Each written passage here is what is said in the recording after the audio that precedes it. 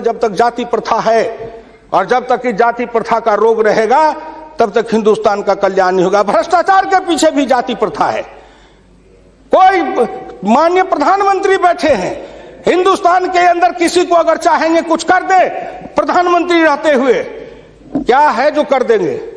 जिस जात का सरकारी नौकर होता है, मैं भी इतने दिन तक 54 वर्ष रह के देखा, मंत्री रह के देखा, जिस जात का सरकारी नौकर, उसके ऊपर कलम उठाइए तो उसके जात का न जाने कहां से कहां सभी जगह से लोग आ जाते हैं उसको बचाने के लिए।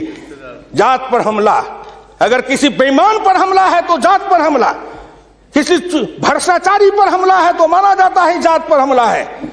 इस जात को तोड़ने के लिए सबसे बड़ा कदम उठाना पड़ेगा। मैं वित्त मंत्री जी को धन्यवाद देता हूं, प्रधानमंत्री जी को, कि कुछ योजनाएं ऐसी आई हैं, लेकिन मैं एक प्रार्थना करूंगा। हमको कहते हैं कि आरक्षण की बात मैं कहता हूं शुरू दिन से, सदन सहमत हो और आप भी सहमत हो तो प्रधानमंत्री जी से कहूं कि तुरंत लागू करिए। लेकिन इसमें सहमति का सवाल है, राष्ट्रीय सहमति, सदन की सहमति, आपकी सहमति। सब आरक्षण मेरा खत्म कर दीजिए, लेकिन एक कर दीजिए, सरकारी नौकरी और सरकारी सेवा, इन दोनों के लिए अंतर जातीय विवाह को अनिवार्य करिए। न रहेगी जाति, न रहेगा बांस, न बजेगी बांसुरी। जातियां टूटेगी, अंतर जातीयता के कारण हिंदुस्तान में एक जाति बनेगी, वह जाति बनेगी भारतीय, वह जाति बनेगी मानव जाति। इन जातियों के रेखा को तोड़िए।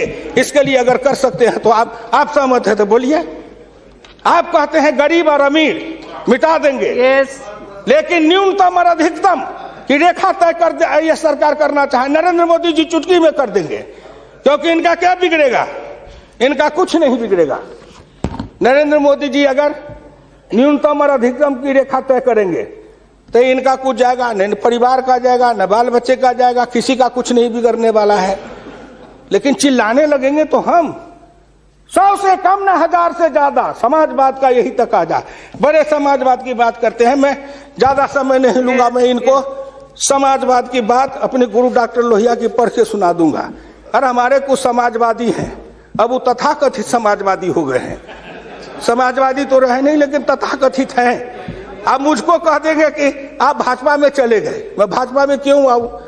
आपके ऐसे दल बने, इस दल के टुकड़े 1000 हुए, कोई यहाँ गिरे, कोई वहां गिरे। मैं कहां दौड़ा फिरता, मैं चला आया भाजपा में। मैं भारतीय जनता पार्टी के नेताओं को धन्यवाद देना चाहता हूं कि हुकुमदेव नारायण 3 बरस से ज्यादा किसी पार्टी को दुरुस्त नहीं रहने देता था। आज 20 बरस से भारतीय जनता पार्टी में अटल अटके खड़ा हूं। इस पार्टी में जब तक कोई ताकत नहीं है, अडवाणी जी में, अटल जी में, नरेंद्र मोदी जी में, इन सब लोगों में जब कोई गुण नहीं है, तो मेरे जैसे उदंड आदमी को 20 वर्ष तक अपने पिंजरे में रख लिया है, कोई साधारण योग्यता है? इस बात को समझो।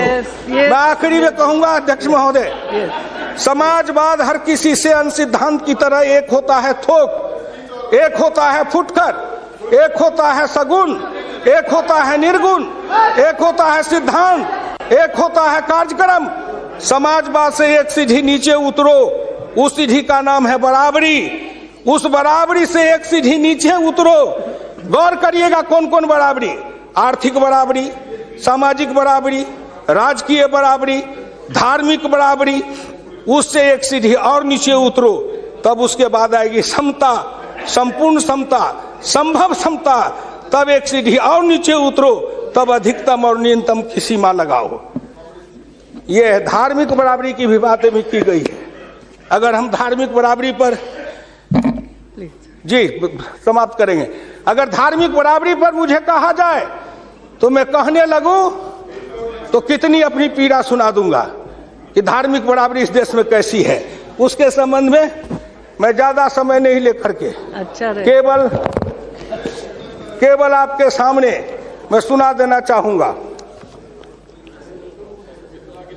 समन्वय 2 तरह का होता है, एक दास का समन्वय, एक स्वामी का समन्वय। मैं नहीं कहता, महान समाजवादी अर्थशास्त्री डॉक्टर लोहिया ने इसी सदन में 26 मार्च 66 को कहा था। गौर से शब्दों को सुनिए। समन्वय 2 तरह का होता है, एक दास का समन्वय, एक स्वामी का समन्वय। पिछले 1000 बरस के इतिहास से हिंदुस्तान ने स्वामी का समन्वय नहीं सीखा, वह एक दास का समन्वय रहा है।